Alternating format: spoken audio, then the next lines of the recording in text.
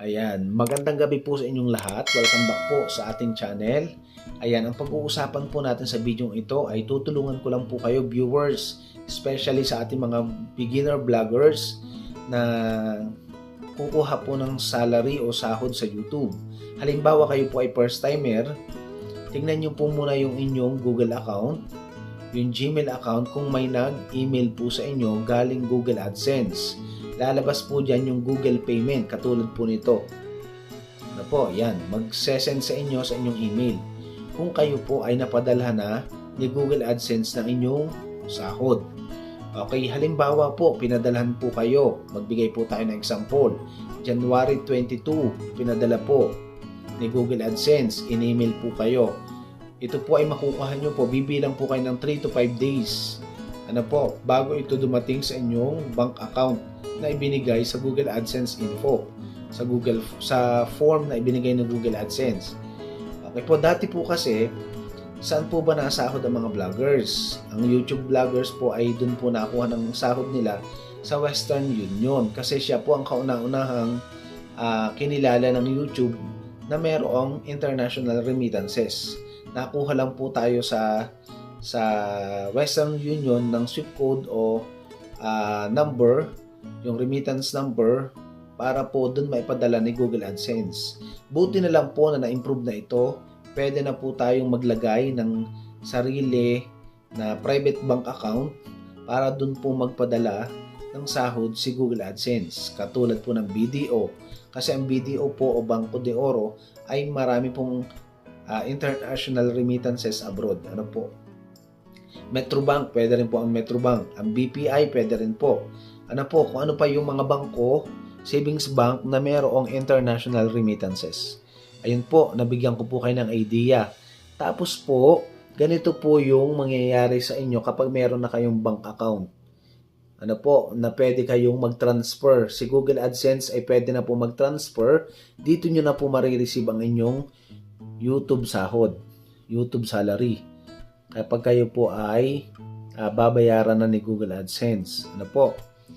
Tapos po, bigyan ko lang po kayo ng idea. Halimbawa po, ipinadala na ni Google AdSense sa inyong Gmail account, pero natapos na po after 6 days, hindi pa rin po nadating sa inyong bangko, sa inyong ATM. Ano po? Ano pong gagawin nyo? Makipag-coordinate po kayo sa bangko kung saan po kayo may account, then i-verify nyo po yung SWIFT code kasi humingi po kayo ng SWIFT code kasi i-apply nyo yon sa setting, sa pipilapan yung form dun po sa inyong Google AdSense. Ano po, pupunta lang po kayo sa googleadsense.com, punta po kayo sa payment, mabe-verify nyo doon na kailangan nyo pong mag-fill up. Ano po, unang-una kung magkano yung threshold money, pati yung bank account number kung saan ipapadala nila yung sahod sa inyo. Ano po? Ayan. Halimbawa naman po, kayo po ay walang bank account. Ano pong gagawin nyo? Kasi po, bawal pa po ngayon, hindi pa po pwedeng ipadala sa GCash. Kasi hindi pa po convertible sa GCash o via GCash ang international remittances galing Google AdSense. Ang pwede lang po, ulitin ko, ay savings bank na mayroong international remittances at sa Western Union pwede rin po. Bigyan ko lang po kayo ng idea, mas malaki po ang kaltas sa Western Union kaysa po dun sa savings bank. Kasi po ang akin po, BDO. Ano po, sa 11,000 plus na pinasahod po sa akin, ang kaltas lang po sa akin ay 800 plus.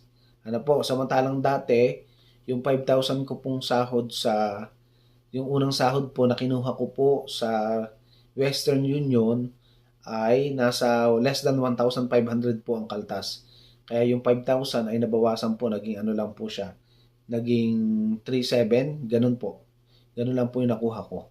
Ano po, yun yung una kong sahod.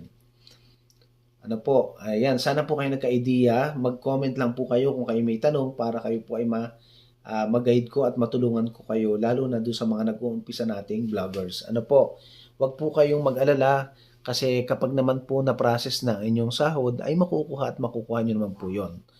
Basta lagi nyo pong tatandaan yung aking mga paalala na once na kayo po ay nakasahod, wag na wag po kayong magpapalit ng title ng inyong YouTube channel. Ano po, wag po kayong magpapalit ng pangalan o yung title ng inyong channel. Ano po, kasi yun na po yung i-credit, yun na po yung tatandaan, naka-note at naka-remarks na sa Google AdSense na yun yung channel na papadalhan sa inyo.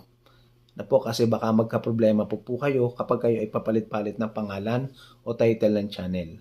Ayan. Again, kung kayo po may mga tanong, clarification, na maaari po ako makatulong, ay i-comment nyo lang po sa ating video na to at kayo po ay iisa-isahin kong sagutin at para matulungan ko po kayong lahat. Maraming pong salamat.